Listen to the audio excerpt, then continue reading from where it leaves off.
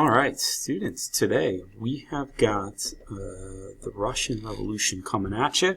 I'm going to try to take you through the causes, through the effects. We'll kind of end up with Joseph Stalin, and it'll get a good preview of you for Animal Farm. So here we go. To begin class, we will talk about Grigory Rasputin. I'll just summarize to say that he was a man who was untrusted by the general society of Russia. He was somebody who was a mystic. He was somebody who was like, almost this magical quality in some ways. And Grigory Rasputin really gets his start, if you recall, by helping the Tsarina and their son. So there's the little baby boy Alexei, and Grigory Rasputin helped Alexei because he suffered from this condition called hemophilia. It makes it so your blood doesn't clot very easily. So through some magical means, they say that Grigory Rasputin actually was able to help young Alexei in some ways, and the Tsarina thought he was magical, and so she brought him to the court, and a lot of the people, especially the wealthier folks in Russia at the time, really saw him as a threat to their power and influence. And, there are wild, rumors about Grigory Rasputin. Some of them say that even he was, romantically involved with the Tsarina. We don't know that to be true. It could just be a lot of rumors. But point is this, Grigory Rasputin kind of becomes this, sort of emblematic fall of the Russian Tsardom, if you will, the ruling class, because when Grigory Rasputin is eventually killed by the elites in Russian society, kind of shows you that the Tsar and the Tsarina, they didn't have as much control over their people as maybe they thought. So, there's Alexei Romanov, by the way. So here's Tsar Nicholas, and here is his palace. Now, this is not the Palace of Versailles. This is the Winter Palace there, not the Summer Palace, but the Winter Palace. And it's where our story sort of begins, and where our story will end for Tsar Nicholas. Here we go. So let's start with, why was Russia involved in World War I? And if you took a look at my rap, you'll know that as this whole thing sort of starts to spiral out of control. Remember that there's Gavrilo Princip coming out of Schiller's Market, okay? When the Serbs are looked at the rest of the world, they look at the Serbs and they say, Serbia, you did this. You sent a hitman out to kill young Franz Ferdinand. Now, we know that's not true. We know they're a bunch of just college kids, right? But the fact that Serbia was threatened by Austria-Hungary, threatened basically, give us those college students or you're dead, right? The ultimatum. We know that Serbia calls Russia. And Russia's going to come in and ally with the Serbian people. And that's where Russia really starts, gets into World War I. Well, during World War I, it did not go well for the Russian Empire.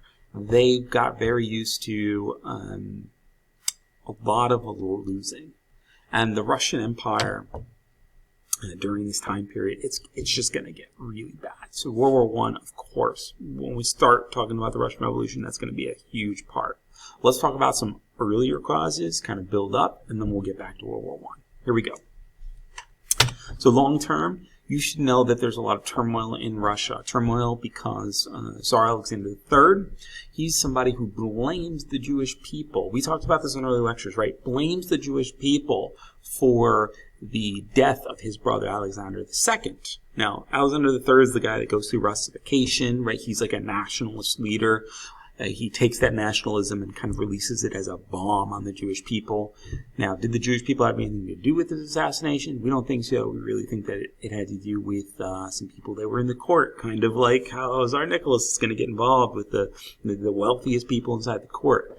The Jewish people, though, are blamed for this assassination, one way or another, no matter where you end up on that discussion. And they launch those pogroms against the Jewish people. That's where Tsar Alexander III is going to take his Cossacks. These are almost Mongol-style warriors, and unleash them on the Jewish people. There's a wave of anti-Semitism. A lot of the Jewish people actually come over to America, escaping the pogroms. Vicious attacks. And so, again, shows you that there's this fracturing going on within Russian society. There's also some more losing. Before World War I, right, there is some losing on the part of Russia in the Russo-Japanese War. This is a loss for the Russian people. They are defeated by little tiny Japan, who has gone through the Meiji Restoration. They've modernized and westernized their country. Thanks, I don't know if thanks is the right word, but in large part because of Commodore Matthew Perry in America, signing that Treaty of Kanagawa. Japan gets access to Korea, which we're going to talk about in the Korean War. Does not bode well for the Korean people. And the Russians, though, are in a situation where they've lost to these Japanese soldiers, and Japan's going to go through their process of building up their Isen-Goren. You can check out my next lecture West Between Wars, if you want to learn more about who these childhood soldiers who will be grown up to be unleashed on Nanking will become. So, let's continue with Russia. So during the Russo-Japanese War, there are shortages, meaning like there's not enough food for the people. So the Russian people come together around a priest, and they actually go to the Winter Palace. Now, Tsar Nicholas II is not at the Winter Palace during this time. Okay, he's not there on January 22nd, 1905. But that doesn't necessarily matter, because the people are outside, they're begging for bread, and instead the Tsar's soldiers unleash a wave of bullets into the crowd. And it's not good. It just makes Tsar Nicholas look horrible. Even though Tsar Nicholas II is not there, it's still his people committing this awful massacre against what are these peaceful people in a crowd. It just makes him look out of touch with the people and borders on the side of evil. So the people start to look unfavorably upon this, divine right Tsar, and now see him for something different. A man that would turn on his own people. Even if that's not true, guys, what the point is that the people think it's true, and that's enough. So, long-term seeds of anger and loss for the Russian people. Now, we've talked briefly about Grigory Rasputin. I can't wait to tell you the whole story, but just know that the mad monk that is Rasputin is definitely a part of this revolution. Long-term, right, he is somebody who's going to be a wedge between the wealthiest in Russia and the Tsar and Tsarina. Again, it all comes down to that hemophilia condition. He will eventually be murdered. If you've already listened to my story, you'll know like the poisoning that took place. Again, I don't want to spoil it, but it's a really good story. And his wife Alexandra, heartbroken by the fact that this man who was able to heal her son, or so she thought, is murdered by people around her, and definitely we see that wedge sort of form. All right, long term, right? Let's shift over to those short-term causes. Let's get back to World War I, right? So we talked about it just briefly, kind of set the stage. Let's get back into it. So Russia's on the side of the Allies during World War I. We know that France, Great Britain are on the side of the Allies. Of course, Serbia, but Serbia's not a major force down there or anything like that. And when Russia gets into this war, just know that they're not an industrialized powerhouse. They're trying to be. They're trying to build those railroads across, but they're not where, say, a Germany is. Okay, they're not where a Great Britain is. They're not even where France is. Okay, so as the war goes on, they can't keep up with the production. They can't get enough bullets to their soldiers. They can't get enough rifles to their soldiers. So in the end of the war, you're talking about Tsar Nicholas II sending out 1 in 4 soldiers with a gun. 1 in 4 have a gun, and they're told by their commanding officers that when that guy who has the gun dies, okay, the other 3 behind him, one of you guys carries the gun, and you guys move forward. So remember, you say, over the top, or you blow the whistle, boom, you're into no man's land, and then now you've only got 1 in 4 having a weapon to fight with. It's just not good. And then, the machine gun fire's blazing, your mortar fire, terrible. Okay. So you can understand when you look at this chart here, which may or may not be on your quiz coming up. If you look at the numbers, right, 12 million mobilized, 9.1 as your total casualty rating, right? Just incredible figures. Like 3/4 of these guys are part of the casualty ratings. Not good. And as a result, you're going to see that the soldiers, they look at Tsar Nicholas as this divine right guy, right? Well, he has no experience. He doesn't know what he's doing, and isn't really deferring to the army enough. So soldiers start playing this game of hide and seek, right? They go into the trenches, they go into no man's land after, leaving the trenches. They find a mortar hole. They stay in it. They wait for the chaos to ensue and all-out carnage, and then they wait for the retreat so that they can get out alive.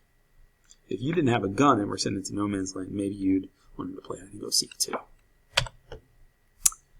So Russia in total is going to lose 1.7 million. Okay, that's the raw numbers of what we got. 1.7 million people. Now that casualty rating, just so you know, we're talking about the wounded, we're talking about POWs, missing. If you put that all together, you get 9.1. Not good. Looks really, really, really bad. Clearly, they're losing out in the East. Now, talk about inflation nowadays, and of course this lecture is being done in 2022. We're talking about inflation on this massive scale where your money's just not worth it anymore, right? To have an inflation in your currency where you have too much money out there, you've printed too much, and so as a result your money is worth less, because if everyone's a millionaire, it's not cool to be a millionaire, right? You've got strikes, you've got bread lines, you've just got all out chaos. Again, short term. So as the Tsar looks at the situation, his military folks are mutinying against their soldiers, against their commanders. He's got the bread lines. He's got people just totally out of sorts. And when his people need him the most, what does he do? Well, in March of 1917, he's going to abdicate. To abdicate is to give up the throne, basically to step down, right? Again, think about an average Russian person, right? In the person who's supposed to lead you just says, "No, I quit. I'm done. I give up." There's definitely going to be some deep-seated hatred that comes out of that, right? And what they do is they install what's called a provisional government. A provisional government is a temporary government, right? If you take provisions on a hike, you're taking a Cliff Bar, some water, right, to get you up the mountain. In this case, a provisional government is a government designed to get you up the mountain, right? To get you through this next, couple of years. And they put in this guy here, Alexander Kerensky. There are others, but we're not going to spend time talking about all these guys because, well, they're not going to be around very long. It's provisional. It's temporary. And one of the key failures of the provisional government is they would not leave World War I. They refused. It's this old school sort of ego, honor code. Like we said, we're going to help the Serbs. We're going to fight to the end for our little brother. And there's also this, arrogance to it. Like we're not going to lose. We're not going to let these Germans or let these Austro-Hungarian forces beat us, even though everyone knows they're losing at an incredible rate. Not willing to admit defeat. So the Germans get a little frustrated by this. They're like, well, they're just not quitting, right? So because they're just not quitting, they send this guy here, Vladimir Ilyich Lenin.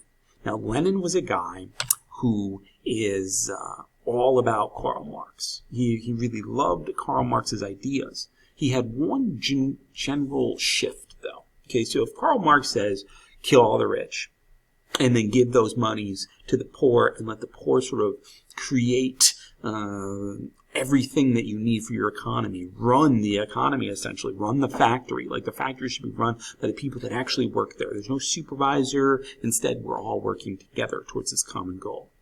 If he believed in that and believed in that violent revolution, well, Lenin's key difference was that he said, and we'll get to it in the next slide, the peasants really are the powerhouse. Instead of talking about the factory workers being the ultimate powerhouse, the secret to revolution, as Karl Marx argued, he said it would only occur in an industrialized society. Well, Lenin said no. Maybe it can occur in a more agrarian-based society where there's a lot of peasants, a lot of poor farmers. Mal will take this idea too if you're listening to this lecture after the whole course. So the Germans send this guy on railway car from Germany to Russia. And they're basically like this. Like, listen, dude, just tell them your ideas. Like, talk to them. Spread that communist ideology. Get the people on your side. It's almost like sending out the Trojan horse, if you will. Trojan horse, send this guy into Russia and let him cause the chaos. This way, you don't have to fight the Russians. The Russians are going to have their own, things to worry about. They're going to worry about this Lenin guy. And, guys, it was a brilliant strategy. It worked really well for the Germans. So, after the railway car, Lenin goes out and he spreads his ideas. He's talking about agrarian socialism or agrarian communism. He's talking about killing the rich, giving to the poor, but letting the farmers really take the center stage. Now, does he put down the workers in the factories? Absolutely not. No, Petrograd was a prime spot for Vladimir Lenin. But he really recognized that this wasn't a revolution that could just take place in industrialized cities. No, communism had a great appeal to the farmers as well. So, makes this thing a reality. And just want to, make sure that you get this all together. So, he creates this revolution. He calls his party the Bolshevik Party. He's got this hammer and sickle logo, which kind of gets at Lenin's core idea, right? It's not just going to be the hammer of the industrial worker that's going to bring communism, but it's also going to be the sickle of the farmer, right? A sickle being used to chop down hay and things like that and grains. He's like, we're going to bring the farmer with the sickle and the hammer of the industrial worker together. And he says, I'm going to make it simple. What do we want? We want peace. We want to leave World War I. We want bread. You know what bread is, okay? We want food. And we want land. We want to be able to share the land amongst everybody, not just have this small elite be able to control all the wealth. So peace, bread, and land is their slogan. So instead of the Jacobin party of the French Revolution, he's got the Bolsheviks. Be careful when you walking down to the administration's office. You're talking about the Bolsheviks, okay? Second, he's like, we're not liberty, equality, and fraternity. Those are too, amorphic. They're too floaty of ideas. They're too, generic, right? What's liberty really mean? What's equality really mean? What's fraternity really mean? He said, no. Peace, bread, and land. The average worker, the average farmer can understand that, can't they? They're very simple. So let's make a couple of connections to the French Revolution, because you already know that, right? So, why not connect those ideas together? So, in 1917, the Bolsheviks, right, stormed the Winter Palace. It's very much, it reminds me exactly of how the Jacobins stormed the Bastille way back in the French Revolution of 1789. Okay, so 1789, 1917, different years, but similar ideas. And just like how, if you recall, Robespierre is reading about Rousseau's majority will, right? The power to the majority. That's why you got the Reign of Terror, right? What did the majority want? They wanted blood through the guillotine.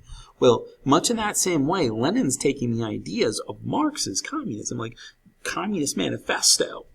He's taking that series of ideas and he is applying it to the world as he sees it. He is really making this thing that was in a book a reality. I was listening to a podcast recently and the guy was talking about how he learned at an early age that reading and books contain these dangerous ideas. I never thought about it that way, but I think he's spot on. There is this real danger in knowledge, right? And I guess you're learning that reading can be evil in my class or something like that. But what's the comp, or what's the comparison, right? Where Robespierre is learning from Rousseau and making his ideas a reality. Now you've got Lenin looking at Karl Marx's ideas and making his a reality. Really cool comparison if you're ever doing an enduring issues essay and you want to sort of bring the two revolutions together. That's a really cool way to do it. So, with that, now that they've taken the Winter Palace, okay, the Tsar is in hiding, right? But he has now taken over, he being Lenin, has taken over the government and kicked out the provisional government. They're out, okay? And in its place, Kerensky gets on a flight, he's out of there. Lenin is going to create the Russian Communist Party. The Bolsheviks become the Russian Communist Party. They're officially a group.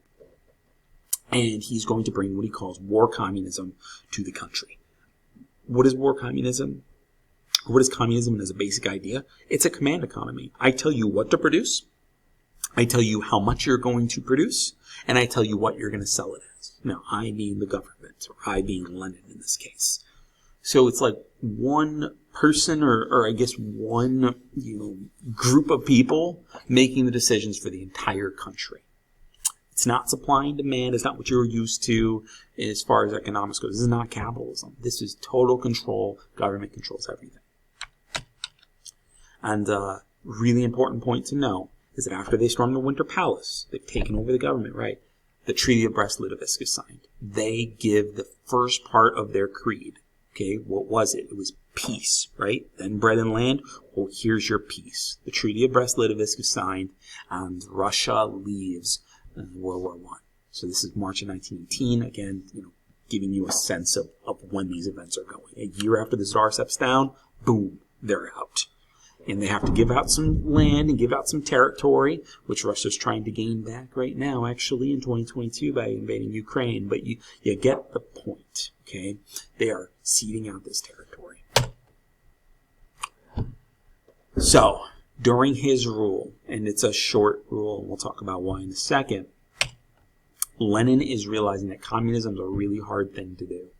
It's hard to know everything. It's hard to totally control supply and demand.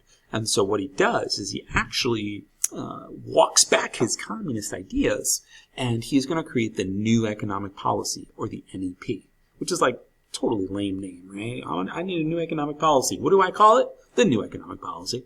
And during the New Economic Policy, right, what is he doing in 21? He is switching to socialism. He's saying the big stuff is going to be controlled by the government.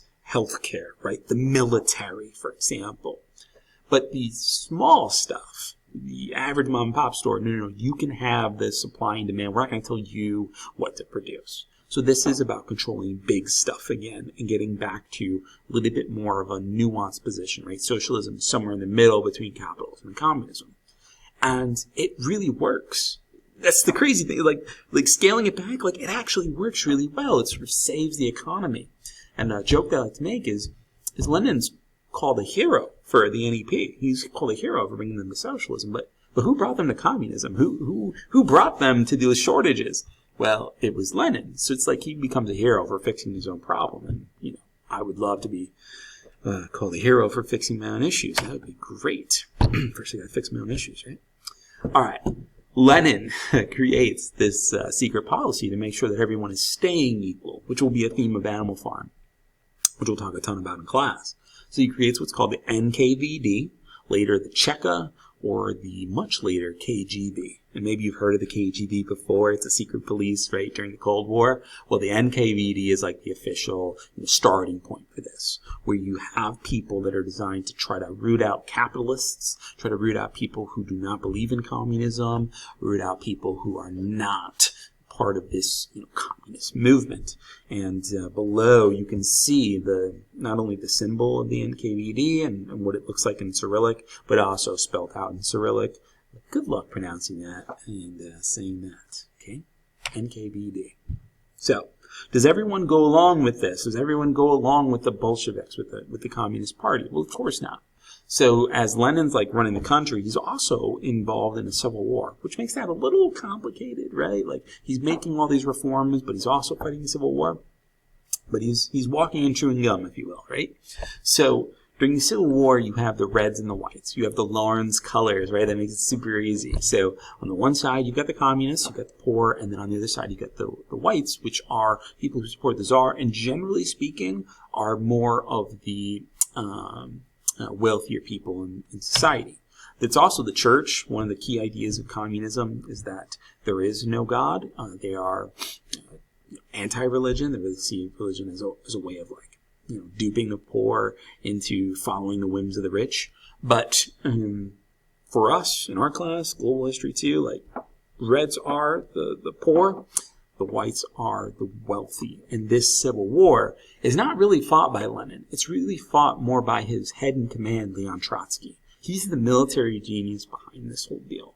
So he is kind of fighting against the whites, fighting against this, other side. And that allows Lenin to kind of have his own time to work on the NEP and work on trying to create this real government. He's making Karl Marx's ideas a reality. As Leon Trotsky realizes that the whites, the other side, this wealthier class, is not giving in to the Bolshevik Revolution, he gets really frustrated, and they figure out where The Tsar is living. He is under watch by the Bolsheviks. Some would say under guard, but I don't think that's really quite the way I would phrase that. And the Bolsheviks decide the best way to defeat the whites is to cut the head off the snake. They are concerned that the whites will not give up, the rich will not give up, because they believe that the Tsar is eventually going to come in and save the day. So Leon Trotsky and some of the other leaders in the military decide, well, the best way to do that is, if there is no Tsar, that will deplete their morality. It'll make them, not feel like they can fight anymore, because what are they fighting for if the Tsar is gone? So they take the Tsar's family, hiding out in the middle of nowhere, to a basement, and they begin to fire at all of the people you see there, his entire family. Yeah, they're kids, man. And they shoot at the Tsar's family, and some of the girls, they don't go down immediately, because they had so much jewelry on them that it created almost like this chainmail effect, like chainmail's like armor, like, look that up. Okay. And so the girls are kind of still there, and the Bolsheviks, they're afraid now. They're like, oh my God, maybe divine right is real. Maybe this whole atheism idea that we have is wrong. Maybe there is a God and he chose these people. And then one of the guys says, fix bayonets. And you know what happens next, right? With the Tsar's family murder, they take their bodies, they throw them down an abandoned mine shaft. With that, the Russian Civil War is ended. They realize, this thing, folks fight on, but it's not something that now Lenin's concerned about anymore. By July 1918, with the Tsar's family out, now it's just about finishing up the side of the Civil War. And they finish up, they do. By 1922, the USSR is created, and I will try my best to not call them Russia for this, time period up until, fall of the Cold War, in 1989. So between this, 1922 to 1989 gap, let's call it the USSR, the United Soviet Socialist Republic. Okay. And there's the painting of the scene where the Tsar was executed. So, let's introduce the major players after the Russian Civil War is over, okay? Lenin's going to hire that guy there. His name is Joseph Stalin, okay? We'll talk more about Joseph Stalin in class, and I'm going to talk more about him in the lecture, but just suffice it to say, Joseph Stalin's got the scary job of secretary. He is the guy that is very important in giving jobs to the people of the USSR. On the other side, you've got Leon Trotsky, the military guy. So if I said to you, Lenin, who dies just out of nowhere in 1924, who's his successor? Is it going to be, and by the way, there's, Lenin, whose body is still preserved in the Red Square. You can still see it in Moscow. If I say to you, you've got the secretary, Lenin's no more, and then you've got Leon Trotsky, between the Trotsky military guy and the Joseph Stalin secretary, who would you take if you were betting to be the next person to control the Bolshevik party? Well, you would say probably, I would say Leon Trotsky, right? It's always the military guy, right? Well, no. Joseph Stalin was one step ahead. What he did is he gave jobs to people with the expectation that they would owe him a favor later, okay? And because of that, when Leon Trotsky says, well, I should be the next in charge. Well, Joseph Stalin's like, no. All these people are going to vote for me. All these people are going to side with me. And you should leave, because it's going to be a problem if you stay. Leon Trotsky ends up leaving the country, fleeing the country. He goes down to Mexico.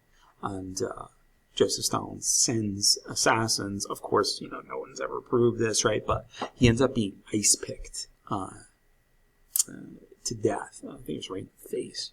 By this assassin. They kill Leon Trotsky, who tried to run away, tried to flee, but Joseph Stalin found him.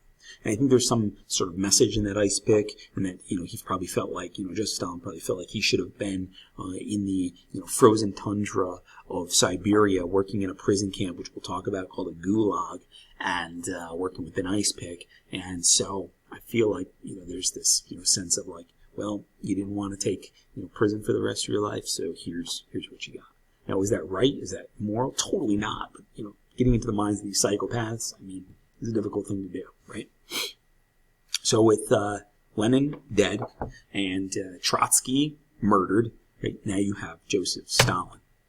And Stalin's got this incredible story. I'll tell it to you in class, but if you're coming here for the first time, to be decided and to be told. If you're coming back for a quick refresher, let's just do it, okay? Joseph Stalin, born peasant, born bullied as a child. He's somebody who contracted smallpox. That gave him some scarring on his face. The kids would tease him and bully him. Not good. Eventually, he goes to seminary school to be a priest. And in seminary school, he's actually not interested at all in religion. He's more interested in the secret society of communism that had started to pop up during World War I. So he's eventually exiled to Siberia because of his communist ties. Russia at the time did not want him to spread communism at all. And in Siberia, he's out there in the tundra. He's out there, nowheresville, and he takes a new name. He goes from Joseph Dashugaveli to Joseph Stalin, which means steel. It's like his prison name, right? It's supposed to be this tough name. The Tsar's hunting Joseph Stalin. They're trying to capture him. So Joseph Stalin begins robbing banks, which is crazy, and that's how he kind of supported himself. Again, just this wild ride. During the revolution, this is where he gets his first big move. He becomes a secretary. He begins giving jobs to people. And then once he's able to watch Lenin die, it's a moment where he takes out Trotsky and he becomes the official leader of the USSR. And when he does, he's going to murder those that oppose him in his purges, okay? He is going to send others to his work camps called gulags up in Siberia, okay? There's this weird sort of loop to his story in some ways. And you can, decide what you want to put at the end, but there's some real desire for vengeance. There's a real desire for power in Joseph Stalin's life. So that's just a little bit about him. So what is his goal? Well, his goal is to kill all the people that disagree with him. Very much in this Robespierre style, like if you, say something about me, like I'm going to have you murdered, okay? And all your family, by the way. His ultimate goal is not to spread communism. I know he starts out as a communist, but I wouldn't say that he is a communist, not in the classical sense that we're used to. Lenin, you can argue that Lenin is a communist. You can really argue that well. Stalin is more of what we'd call a dictator, okay? He is trying to build what we call a totalitarian state. Totalitarianism, what is that? Well, it is to not only control the actions of your people, but to try to control the thoughts of your people. Make them so afraid to speak out that you have them totally under your thumb. That's what he's trying to do. A lot of leaders can control the actions of a people, but to control their thoughts, that's a different level. To make thought crimes. Said that, when it was his birthday, you didn't want to be the last person that was, or you didn't want to be the first person to stop clapping, because if you stop clapping, it can mean that he sends you to the gulags. To these weird sort of power trips that he's on. Now, what does Stalin do? Well, you've got to know this. You don't know this for Stalin. You also got to know this for Mao Zedong later in history. But he is going to copy the Russification of Alexander the Second and Third, particularly the Third, right? And what does that do? Promote Cyrillic language, get back to the Russian heritage, probably some big fur coats in there, and some nice Russian beards. Ultimately, really going back to the Russian roots. He wants Russians in control of the government and the secret police. He's also going to reinstate that command economy, though It's as much of a disaster as you think it's going to be, right? He's going to put in this command economy, and what he tries to do, though, is make it a disaster for the people that he exploits and make it work really well for his own country. More on that in this next slide. So, how does he do it? Well, he goes to these 5-year plans. 5-year plans are really about rapid industrialization. He's going to make Russia, or the USSR, I should say, go back to World War I and say, why did we lose? Well, we didn't have enough bullets, we didn't have enough planes and tanks and guns, so we're going to industrialize so that we can create a military powerhouse. Part of that, we're also going to require that our people suffer under these 5-year plans. There's going to be some suffering now so that we can prosper later. And as he's going through these 5-year plans, what he's failing to do is he's failing to provide food for these people. Right? If you just focus on industrialization and factory building, well then, where are the farmers in this? So what he does is he goes to Ukraine. Again, remember, 2022, like, what are the Russians doing now? They're trying to take back Ukraine. Well, he used Ukraine as a place to collectivize agriculture. What is collectivization? It's just like we talked about during the Industrial Revolution, where you go from these small farms to these rather large farms and create really high quotas. We call that the Enclosure Movement or the Enclosure Acts of Great Britain, if you remember that, right? So he's taking all these small farms, going to big ones, and then he's instating these huge quotas that no one's ever really able to meet. And, of course, if, like, your quota is like 10,000 pounds of grain, let's say, or something, I don't know how much they were, but let's say it's 10,000 pounds. Well, if you didn't meet all your quota, let's say, you got really close, 9,000. Well, he's not going to leave you some grain. He's not going to leave you 1,000 pounds of grain and say, okay, well, you just owe me 2,000 on the next. No, he's going to take all the 9,000. He's going to say, next month, I want 11,000 to meet the 1,000 that you didn't pay me last month. You see, like, it's this, like, cascading sort of thing, and it's going to lead to just horrific conditions. I mean, this is just a quick sample view, but it's essentially man-made famine. He is going to create a famine in Ukraine because of his policies, and it's going to lead to devastation. Okay, so what do you have to know about Joseph Stalin? Totalitarianism. You should know something about his 5-year plans, rapid industrialization, and you should know about collectivization in Ukraine.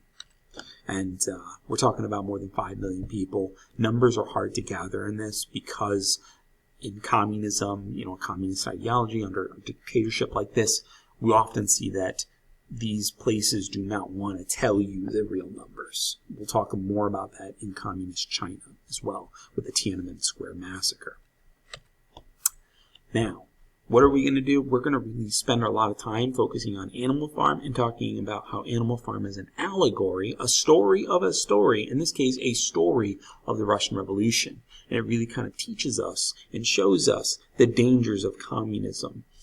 Communism in theory versus communism in practice. What does it actually look like? And George Orwell, real famous writer, one of the best writers in I don't know, ever, is going to take us through the Russian Revolution. And hopefully in English class you'll be able to read about Animal Farm, but in my class you're definitely going to do a lot of work with that. So, thank you for listening. I hope you'll be able to use Animal Farm in this discussion of the Russian Revolution and put together an awesome essay.